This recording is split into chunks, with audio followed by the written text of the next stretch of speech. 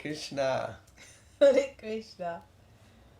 So we're here again. It's Canto 9, and we're starting Chapter 19.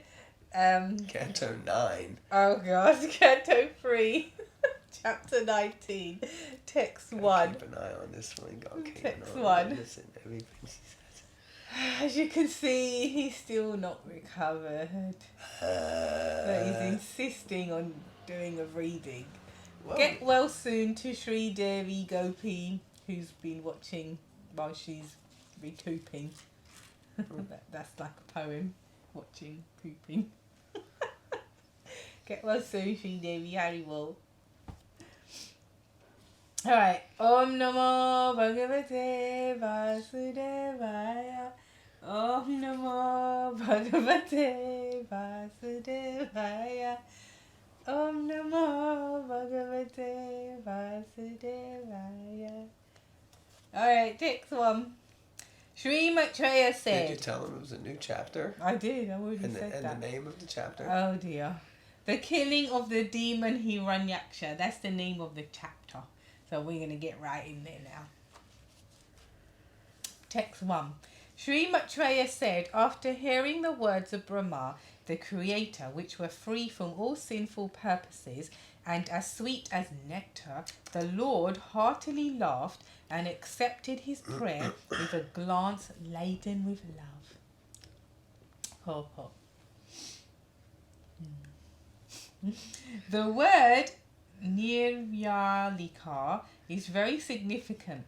The prayers of the demigods or devotees of the Lord are free from all sinful purposes, but the prayers of demons are always filled with sinful purposes. The demon Hiranyaksha became powerful by deriving a boon from Brahma, and after attaining that boon, he created a disturbance because of his sinful intentions. The prayers of Brahma and other demigods are not to be compared to the prayers of the demons. Their purpose is to please the Supreme Lord. Therefore the Lord smiled and accepted the prayer to kill the demon. Demons who are never interested in praising the Supreme Personality of Godhead because they have no information of him go to the demigods, and in Bhagavad Gita this is condemned. Persons who go to the demigods and pray for advancement in sinful activities are considered to be bereft of all knowledge. Oh, intelligence. Demons have lost all intelligence because they do not know what is actually their self-interest. Even if they have information of the Supreme Personality of Godhead, they decline to approach him. It is not possible for them to get their desired boons from the Supreme Lord because their purposes are always sinful. It is said that the Dacoits in Bengal used to worship the goddess Kali for fulfillment of their sinful desires to plunder others' property.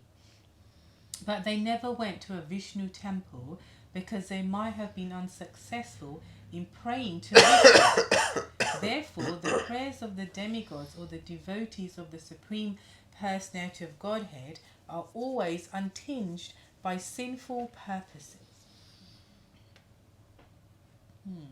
Thoughts? So the demigods praying for the betterment of other people,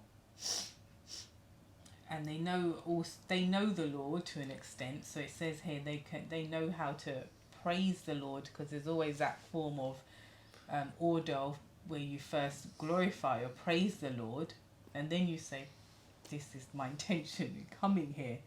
But at least that etiquette is there. But it says here the demons, they don't know the Lord, and therefore their prayers are more like, this is what I want for me, sort of thing.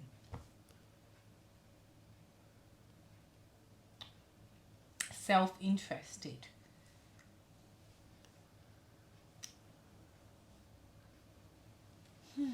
Alright, text 2. Do you want me to read, or you're gonna... I'll try a little bit. Let's see how it goes. Yeah. The Lord, who had appeared from the nostril of Brahma, sprang and aimed his mace at the chin of his enemy. The Hiranyaksha demon who was stalking fearlessly before him. Text 3. Struck by the demon's mace, however, the Lord's mace slipped from his hand and looked splendid as it fell down whirling. This was miraculous, for the mace was blazing wonderfully. Text 4. Even though the demon had an excellent opportunity to strike his unarmed foe without obstruction, he respected the law of single combat, thereby kindling the fury of the Supreme Lord. So it seems that Hiranyaksha was, even though he was a demon, he was willing to play by the rules, which meant if your opponent is unarmed, then you don't strike them or attack them, I guess. But somehow this infuriated the Lord more. 5. As the Lord's mace fell to the ground and a cry of alarm arose from the witnessing crowd of gods and rishis, the personality of Godhead acknowledged the demon's love of righteousness and therefore invoked his Sudarshan discus. As the Lord's mace acknowledged the demon's love of righteousness. Interesting. What does that mean to you? It seems contradictory, but I'm sure maybe had. Oh dear, I'm not sure. There's no purports for a long time, but it seems that on the one hand they're saying Varahadev acknowledged he was being righteous. He was correct because he wasn't acting in how you'd expect a demon to be, which is, oh, he's unarmed, let me beat him up. He actually acknowledged you're unarmed. We're not on an equal footing, so-called. They're not on equal footing anyway, but we're not. So I won't do anything. But then it says, by acknowledging that, Varahadev evoked his Sudarshan chakra. Invoked, yeah. So it's like, well, that's not cool, because that chakra is going to take him down. Yeah, but also, because he didn't have a weapon, once he invoked the chakra, he did have a weapon. Yeah, some And weapon now, isn't it? You read. I'll read now, text 6. As the discus began to revolve in the Lord's hands, and the Lord contended at close quarters with the chief of his Vaikuntha attendants, who had been born as Hiranyaksha, a vile son of deity, there issued from every direction strange expressions uttered by those who were witnessing from airplanes.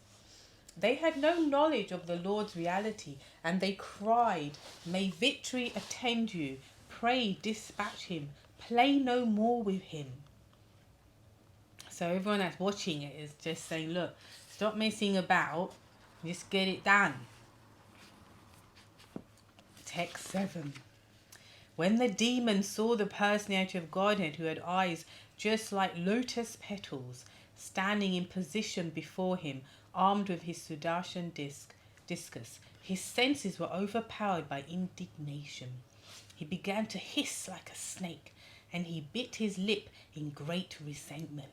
So he's basically, Hiranyaksha is getting wound up now, getting wound up more, because he's looking at this like enemy in front of him, and he's like, who think he is? Who's this boar? Can you imagine a boar, first of all, standing in front of you?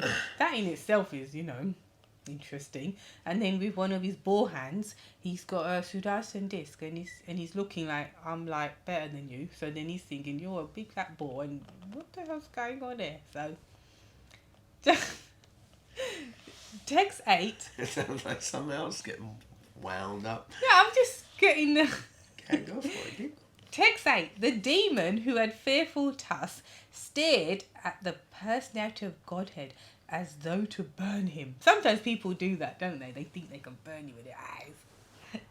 Springing into the air, he aimed his mace at the Lord, exclaiming at the same time, "You are slain." Text 9. O saintly Vidura, while his enemy looked on, the Lord, in his boar form, the enjoyer of all sacrificial offerings, playfully knocked down the mace with his left foot. See? It's like Krishna lifting up Govardhan with his little pinky on his left hand. So with his left foot, he just, just got rid of the mace. Should have said left hoof. But it says foot here because the God's got foot. Even as it came upon him with the force of a tempest. Text 10. The Lord then said, take up your weapon and try again. What's a tempest? A violent windy storm. Okay. Text 10. The Lord then said, take up your weapon and try again, eager as you are to conquer me. Challenged in these words, the demon aimed his mace at the Lord and once more loudly roared. Text 11. When the Lord saw the mace flying toward him, he stood firmly where he was and caught it with the same ease as Garuda, the king of birds, would seize a serpent. Text 12. His valor thus frustrated, the great demon felt humiliated and was put out of countenance. He was reluctant to take back the mace when it was offered by the personality of Godhead. Because it's too embarrassing when your enemy gets your weapon and he offers it back to you. That's embarrassing. Text 13. He now took a trident which was as rapacious as a flaming fire and hurled it against the Lord, the enjoyer of all sacrifices, even as one would use penance for a malevolent purpose against a holy Brahmana. Text 14. I was trying to look up some of these words because I'm finding them like, wow, so rapacious. Trident was as rapacious. Now when I tried to look it up, usually it just comes up with a definition. But when I looked it up now, it comes up with some, I don't know, a 1974 film in I guess Chinese or Japanese. Oh dear. And yeah, so anyone would like to offer a definition for rapacious, coming from 3rd Canto, 19th chapter, text 13. Rapacious. Interesting word. And before that was countenance. Countenance. So your English, what do you think countenance means? How you hold yourself or your composure. Well, when I look it up again, it says divine countenance means the face of God. And divine countenance is the face of God. The concept has special significance in the Abrahamic religions. Put out of countenance.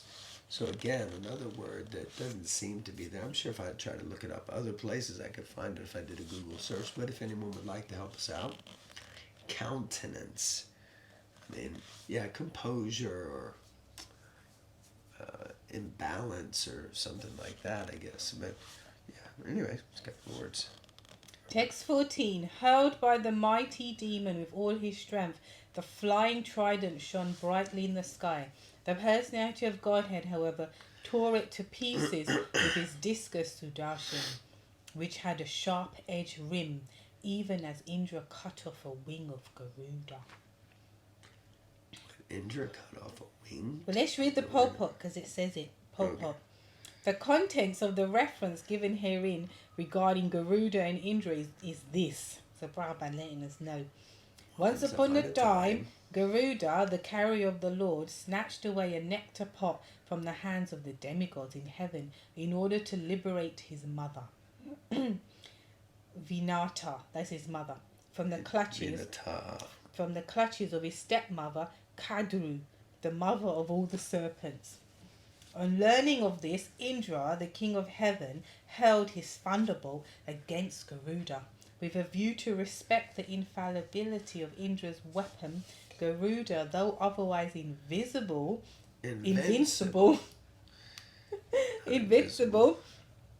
being the Lord's own mount, dropped one of his wings, which was shattered to pieces by the thunderbolt. The inhabitants of higher planets are so sensible that even in the process of fighting they observe the preliminary rules and regulations of gentleness. In this case, Garuda wanted to show respect for Indra, since he knew that Indra's weapon must destroy something. He offered his wing. Well, there you go. It's all about etiquette and respect, and not necessarily who wins in the traditional sense, because Garuda still won that fight because he's Lord Vishnu's carrier and he is invincible, as it says. So, but Indra, so-called being not on that level, he'd think, oh, see, I dropped off his wing. So then someone lesser might think, I'm not going to let him think that. But Garuda was content in himself being who he is and being connected to Lord Vishnu.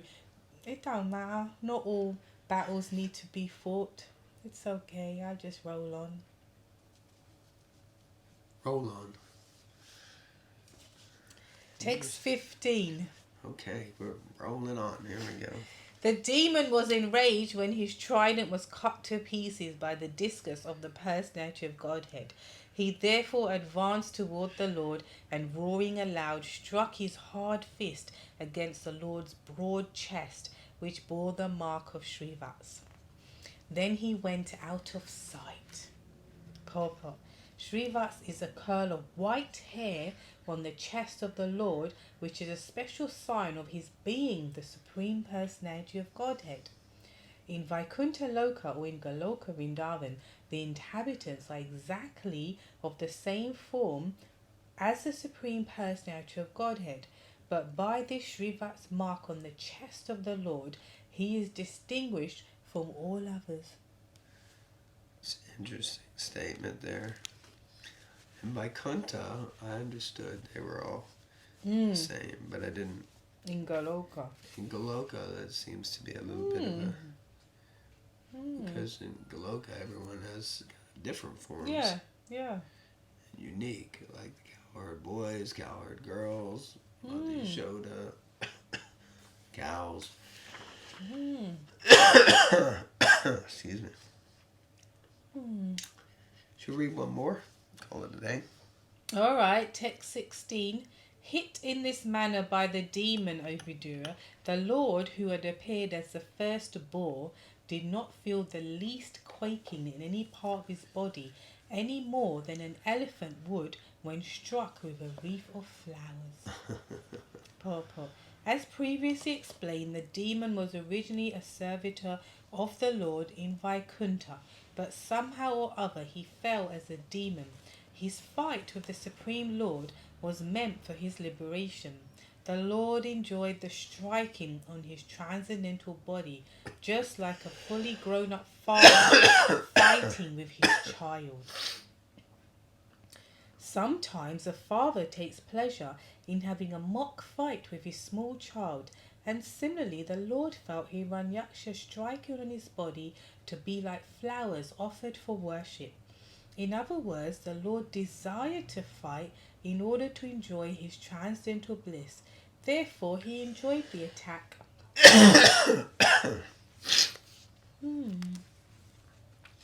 Interesting analogy, huh? Yeah. It almost takes the fun out of it, really. Because it's almost saying, oh, it's all just Leela.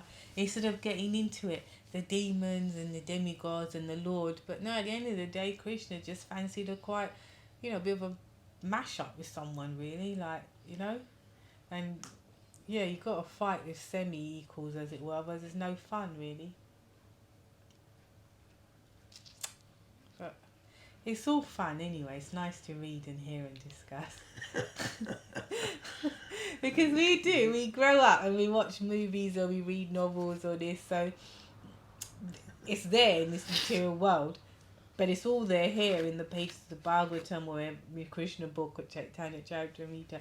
So it's just a matter of switching that taste, as it were. Well, the original taste comes from that. The perverted taste, the perverted reflection taste is what we get from watching other things or whatever else we've grown up with, but they're just perverted reflections of the original taste, because all of the different rasas Ghastliness being one that might relate to this, where we just want to see someone beat someone else up. We want to see blood and fight. And you know how it is. I remember in school, if someone would get in a fight on one end of the school, word would reach the other side and everyone would go running to see the fight. Or we used to go to watch hockey matches, and you'd always love, it wasn't a good match if someone didn't, get into a fight. Or if you go to a car race, unless some car crashes and someone almost dies, So people actually relish ghastliness.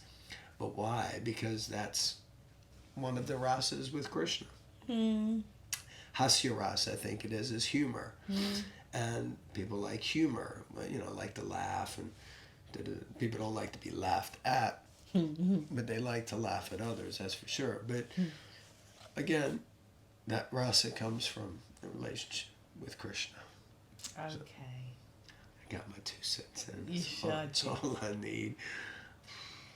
All right. Hare Krishna, thank you very much. Remember those 2 words, countenance, and what was the other one? Rampacious. Oh, God. Rambunctious. Oh, right.